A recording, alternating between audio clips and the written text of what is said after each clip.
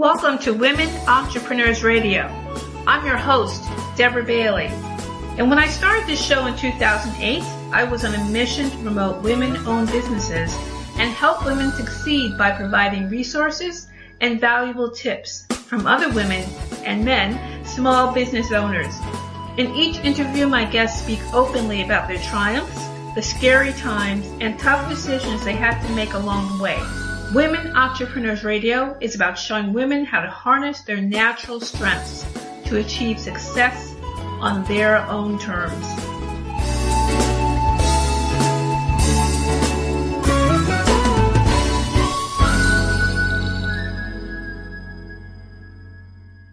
I want to introduce my guest for today, Arianna Taboada, and she is a maternal health consultant who works with experienced entrepreneurs who are becoming first-time mothers, helping them customize their maternity leave plan and return to work. She is deeply committed to providing ongoing multifaceted support that meets the professional, physical, mental, social, and emotional needs of entrepreneurs as they baby-proof their business and navigate new motherhood. So we're going to hear a lot more from Arianna. I'm really glad to have you on the show today, Arianna. I'm so glad to be here. Thanks for having me, Deb. When I heard about what you do, I was like, wow, that's really cool. And it makes so much sense. You know, it's one of those things you don't really hear every day. And I know that you have a lot of different experiences, that you've done, and work that you're doing. And so I want you to share, with everyone, you know, your story about how you became a maternal health consultant and made this decision to launch these services. Sure.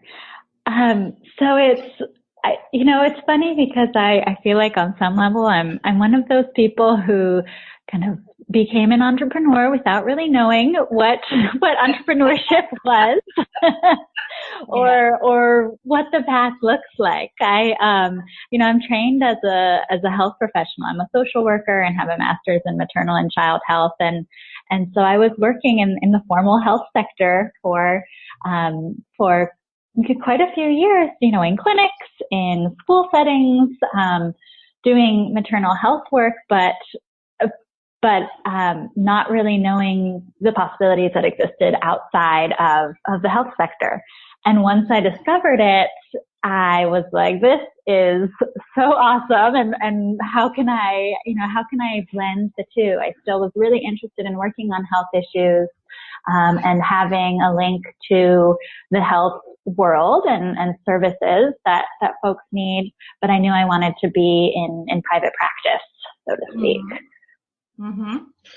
Well, so I tried it out. Been going ever since.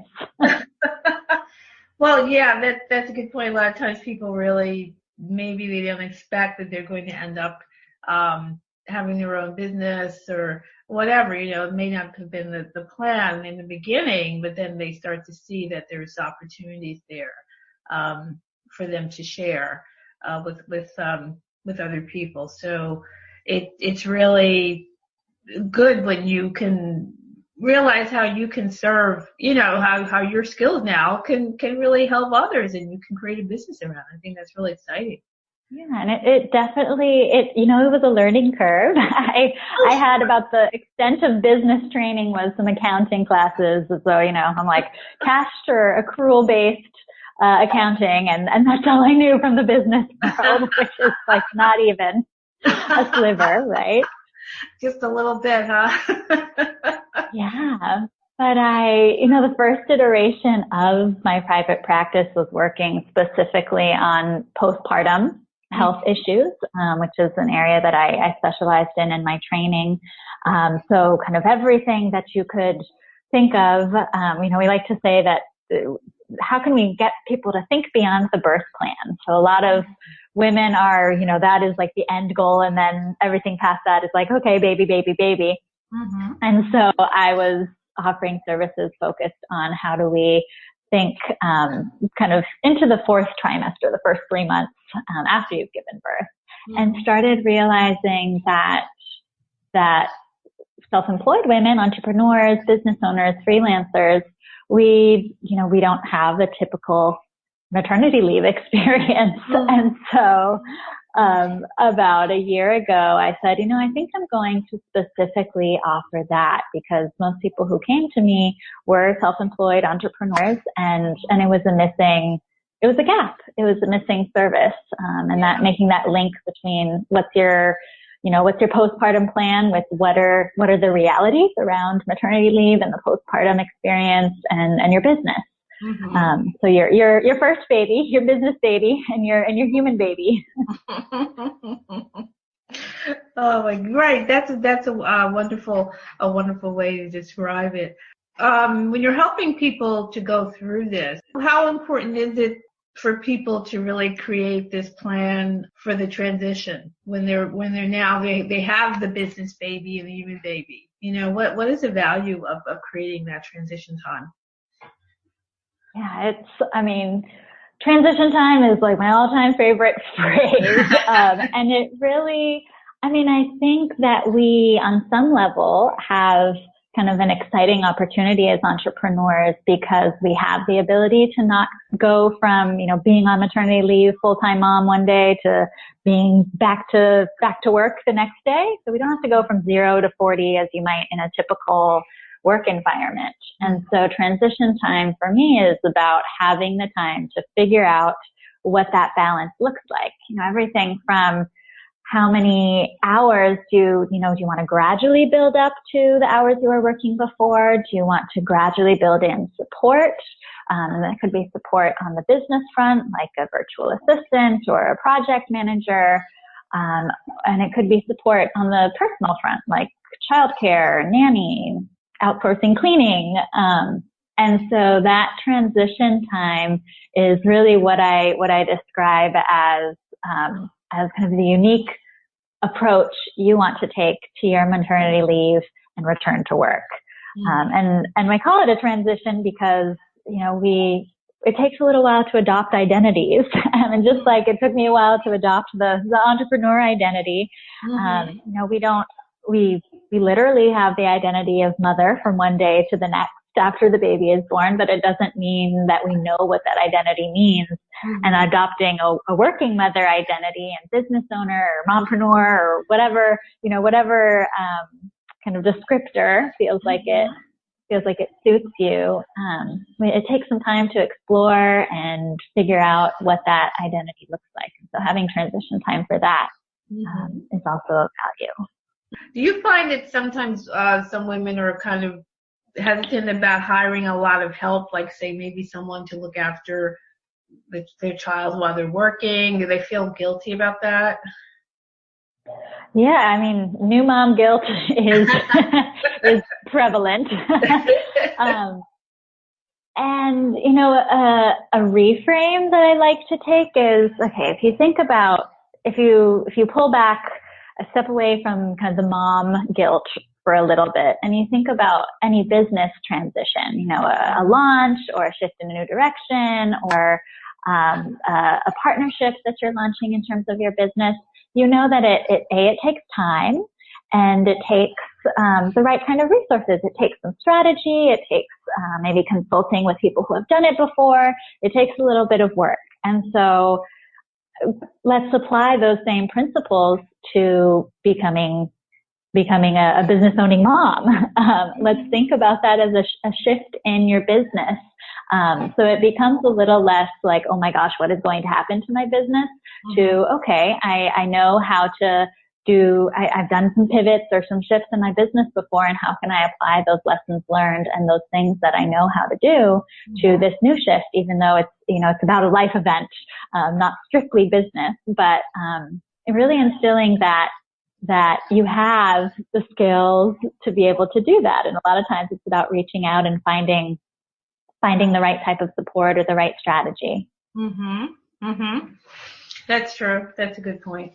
That there is going to be some kind of transition that you should prepare for. So as much as you may feel like you have to do it all and have all the answers, you really can't.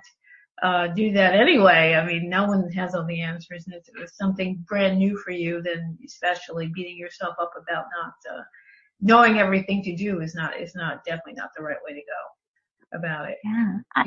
And I have a 10-month-old, and I have a nanny, a child care provider here at my house 3 days a week, 3.5 days a week. And I consider her like vital to my business because without her, I wouldn't have set office hours. I don't know how much I could get done, honestly. And he's, my son gets into everything. He's like, anything that could possibly be a danger to my life, let's go. So things like childcare or things like, getting your house cleaned so that you don't have to, I think those can be valuable assets to business, not just home life. Right. That's true. And that's also a good point to raise, because a lot of times people might not be thinking, as you said, thinking in that mindset of being the entrepreneur, where now it's like, okay, if I need to get these things done, I'm going to have to look at how that can happen, and I'm going to have to see who I can hire, who's going to be able to help me to do that. And, look at it from that point of view, maybe if you're unsure about hiring, someone to help you and feeling guilty about that. I think sometimes people will feel that they must do everything, and that really is not realistic and certainly not healthy for people. So they have to kind of see that they need help to get things done. So when you start to work with people, usually at what point do you really start to work with them? From the very, very beginning, or is there a point where you prefer to really start working with your client? Yeah, the second trimester is really the sweet spot. Around 13 weeks, people start reaching out and just saying, the first trimester, I thought a lot about it and wondered about it. And sometimes the fear questions come up. Will I be able to run my business at the level that I am? Or what if I all of a sudden am so wrapped up in motherhood that I don't even want to work on my business anymore? So sometimes the fear factor impulses the first point of connection.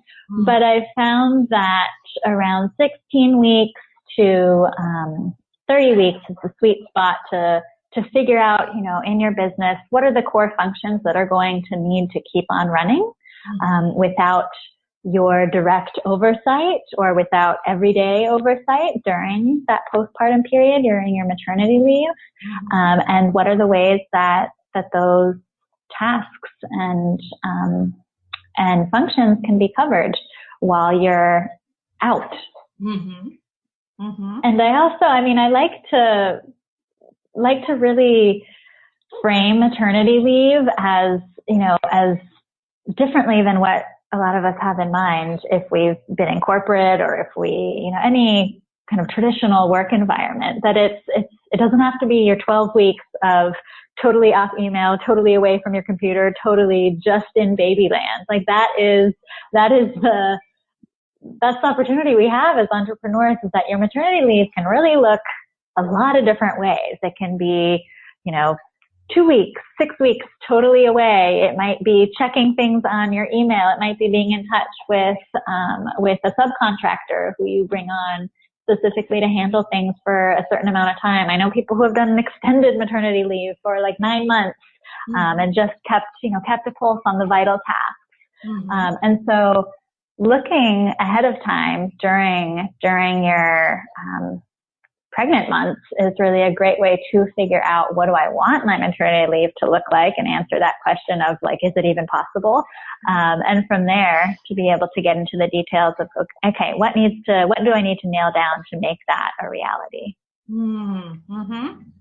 That's good. That's very good advice for people to follow, because as you said, I think the idea of maternity leave, at least here, comes from being at work and then having a certain amount of time that maybe you can be away and then coming right back, and that's kind of how people are framing it. But when you have your own business, then you really can decide yourself how you're going to do it. It doesn't have to be the way it may have been when you're working for someone else. So I think, that's a very good point to make, because I think sometimes we think everything has to be a certain way. It must be this way or else, and you can't be flexible. But a lot of entrepreneurs probably need to be reminded that they do have their own way to do things, and they can do that. That's the point. You can make it. Yeah, that's a good point. Exactly. Mm-hmm. And it can be a challenge because there isn't really, when it comes to models of maternity leave for entrepreneurs, there isn't that much out there. So there's not having a roadmap to follow can be challenging. But I mean, I'm happy to share what I ended up doing for my own maternity leave if that would be of interest. It'd be helpful. Certainly. So I mean, I thought that I wanted 4 months away, totally away from my business. So I financially and organizationally planned for those 4 months. Mm-hmm. And around 6 weeks, I realized like my brain needs something to focus on besides changing diapers and breastfeeding. And so I talked to my VA and I was like, okay, I think I'm going to, I'm ready for, just a few hours a week. So at about 6 weeks postpartum, I started handling my email inbox again and doing some podcasting again, being a podcast guest. And I was only working, maximum 8 hours a week. And I did that for about 2 months. And then I went up to, I was doing 2 days a week, 4 hours each. And then I went up to 3 days a week. So I was working 12 hours and had a really smooth transition, right? That transition time back to, at that 4 month postpartum mark, I was back to, I was up to what I'm currently working, 3.5 days. And so I used to work a lot more before that. And so I realized along the way that I actually wanted to keep myself in the mix a little bit more earlier than those 4 months that I expected to be away. So I came back at 6 weeks and then I built back up to a new schedule, a work schedule that I didn't have before. I used to work a lot, nice weekends. I was like constantly in my business because I love it and I still love it, but that's not feasible for me right now. And so my back to work, reality is a totally different work schedule. And I, have kept a few things outsourced that I outsourced during my leave that I thought I might take on again when I came back, but I've kept them handled by other people so that I can keep my hours pretty slim. That is really, really good for you to share that, because then people can realize, as we said, there's different ways to do it. And you have to decide how it works for you in your situation. You don't have to fit into this other mold. So what we're going to do is take a very short break, and we will be right back. Hi, this is Deborah. Not only am I host of Women Entrepreneurs Radio, but I'm also a writer and coach. I've learned that making professional changes calls for a change in mindset, and that's not always easy to do. In my book, Think Like an Entrepreneur, Transforming Your Career and Taking Charge of Your Life, you'll learn the 5 steps to thinking like an entrepreneur so that you can move from idea to action. You'll also get information on how to manage fear of failure and how to banish self-doubt. And you'll receive lots of motivation to pick you up and point you in the right direction when you're facing the emotional and mental challenges that come with making life changes. In fact, one reviewer said, the book gave me ideas to match with my own feelings. This book is clear, straightforward. All tips are really good and easy to apply. I couldn't agree more. So get your copy today of Think Like an Entrepreneur, Transforming Your Career and Taking Charge of Your Life. It's available in print, ebook, and audiobook on Amazon.com.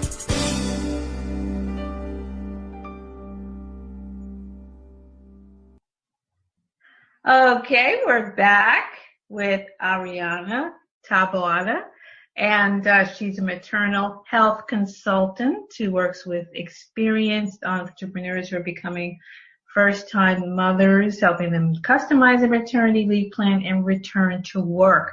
And we've been talking a lot about the different ways that can be done, and also Arianna shared her own experience so that could show you, how she did it and how now she can help others as well. So you're someone who can definitely use Arianna's assistance, and you certainly should check with her and see how you can also make your own plan. So Arianna, could you please share with everyone where they can find you? Sure thing. So my little home on the internet is just my name.com, ariannataboada.com. And I also hang out a lot on Facebook, which is facebook.com/Arianna Taboada Consulting. Mm-hmm. And those are really the two best ways to get a hold of me. If you're currently expecting, the blog on my website has a lot of resources that are, get to kind of the nuts and bolts of how to prepare your business. So I'd love for you to check those out. And if you have specific questions, feel free to reach out. Great. So we've covered a lot of different things, a lot of good details. But I know you also have tips for baby-proofing your business. Would you be able to share a few of those? Sure thing. So I like to use kind of this 4-category approach to think about how you can baby-proof the key business functions that keep your business going on an everyday, day in, day out basis. And they're nothing new, probably. You've heard of all of these, but how do they apply to maternity leave? And the 4 categories are automation, batching, outsourcing, and delegating. So that's something that I run through with all of my clients is we look at, what do they do on a daily basis?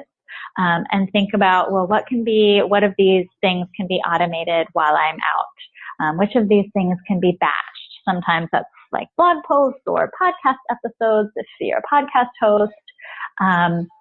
And then outsourcing and delegating are, they're similar but distinct in the sense that delegating might be to someone who's on your team, someone like an assistant or a subcontractor, while outsourcing is something that someone else, another business owner, another service provider can handle from the get-go. So sometimes blog posts can be outsourced to a ghostwriter, and they handle everything from the posting, from the writing to the posting to the promoting. And so those 4 categories are kind of the top tips that you can think through in terms of how do I keep my business running. Mm-hmm. Mm-hmm. Well, that when you talk about like the batching and things like that, I think that's always a great idea. But I know a lot of times people get bogged down in trying to put things together or deciding what to do first, and well, should I do this first or should I delegate this? And then you end up running around in circles, and then you end up doing it yourself because you're afraid to delegate. Do you find that sometimes you really have to kind of coax, moms and moms-to-be to kind of let go a little bit of those things? Yeah, I mean, that system does not work if you decide everything is going to be batched and batched by you. Like you have to think about how things are going to get done in the time you have. Luckily, for better or for worse, pregnancy is a finite, is a finite period of time. So you can count down to the number of weeks. How many weeks is this going to take? Right. And another tip that I usually run with when I'm working with people is, 37 weeks is full term in terms of health outcomes for mom and baby. A baby can be born at 37 weeks, and it's considered full gestational age by healthcare providers. Mm-hmm. So let's not use the full 40 weeks of pregnancy as your time frame for preparing your business. I really like to have clients think about 35 weeks as their deadline for getting their maternity leave plan up and running, because then they're not literally running into their due date, or they're not, if baby's born a little early, they're not still trying to figure things out, which is a big challenge. Right. Yeah. And then there you are right in the middle of everything. And here it is. So you can't tell the baby to wait. It's here now. So now you've got to deal with everything at one time, which probably would be very overwhelming, particularly for a new mom, to try to handle all of it at the same time, if you haven't had some kind of plan before you get to that point. So, yeah, that makes perfect sense. So, what are some of the best ways for moms to build their support networks? Because maybe that's something, yet again, that they may not be realizing they can. I mean, as far as you're seeing support, does it also include family and friends and as well? Yeah, So I use a tool called an eco map, which is, it's something you'll find in a clinical setting. So it's definitely from my health professional background and training, but it's a map where you really draw out, where and how people can show up for you during this time in your life. So we start by thinking about, in my immediate circle, literally right here in my hometown, who can show up for me? Can I get friends to do a meal train where, people are bringing over meals for the first few days? And literally by bringing over meals, I mean, they show up, they drop off the meal, and they can wash some dishes if they want, but they're not spending 5 hours, hanging out. Right. And so then, it starts at that really intimate level, but it also thinks out to the broader level, of family or friends who are not in the area. How can they support? And it gets out to the outermost levels of maybe people who I'm not connected with right now, who might I need to call on. And a lot of times this is the more professional support services. So might I need a lactation consultant? And how can I find a few numbers of folks in my area so that I have a few resources that I can, if I need it, that I can go to. Or how about looking up a new mom's group, during pregnancy, so that in those first few weeks postpartum, if you feel like you need to get out of the house, find a local support group, where do those exist already? And so it's on the front end, finding out what your resources are and making those asks. So setting yourself up to have certain friends come over or have family fly in, so you're not trying to make all those arrangements and trying to take care of yourself and trying to figure it all out while you have this newborn. Exactly. Yeah. And that sounds like that the planning, it always comes back to the planning and putting everything in place if you can, ahead of time, so that you're not overwhelmed, and then that's another problem. So all of this is wonderful advice, Arianna, and we're coming to the end of the show. This has just been so informative. I know everyone listening is going to get a lot out of it as far as what they can do right now or do in the future. So we've covered so much, but do you have any final thoughts or anything that you want to emphasize that we have already talked about? Well, I think, we've touched on this throughout, but at the end of the day, as business owners, we are the key asset to the business. And so in the kind of unique life event of pregnancy and postpartum, I always encourage folks to think about how do you support the key asset of your business, you. How do you make sure you have a plan for taking care of yourself and letting yourself be taken care of, so that you are ready to get back into work when you're ready, as you're ready, with the support that you need. Exactly. And I think that's a really wonderful point to end on, because that, you really have to look at it that, have a business and have a baby and this can really work for you, but it's just a matter of putting it together with your support and the planning and just kind of realizing you can make it your way. I think that's so important, as you emphasized. It doesn't have to be someone else's way. It can be your way. And I think that's great. That's really great news. But Arianna, I'm really so happy that you could join us today with this topic. It's just wonderful, and really, I'm really excited to know that you're out here helping moms and entrepreneurs and mom entrepreneurs and Yeah, and I do have, I'll offer up a resource to leave you all with. I have a workbook that's totally just a free resource. It's downloadable from my site, and it takes you through kind of the different phases and facets of planning out that support network for you and your business. And I have it on a bit.ly link, so you can find that at bit.ly/expectingentrepreneur. Wonderful. That's great. Thanks so much for leaving that with us, because I'm sure that will be a great help for moms and moms to be. So, Arianna, this has really been a terrific conversation. I want to thank you again for joining us and sharing your expertise. And I wish you lots of good fortune and fun and everything with your new baby and your business baby. So thank you so much. Yeah, thank you, Deb. It's been fun. Okay, everyone, I know you've enjoyed the show, and please make sure to share this with others and really share it on social media and listen again. If you want to, listen and pick up more tips. Sometimes you have to listen more than once to pick up the information.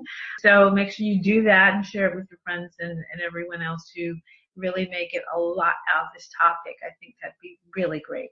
So once again, it's from Women Entrepreneurs Radio with your host, Deborah Bailey. Thank you so much for joining me, and we'll see you again next time. Bye-bye.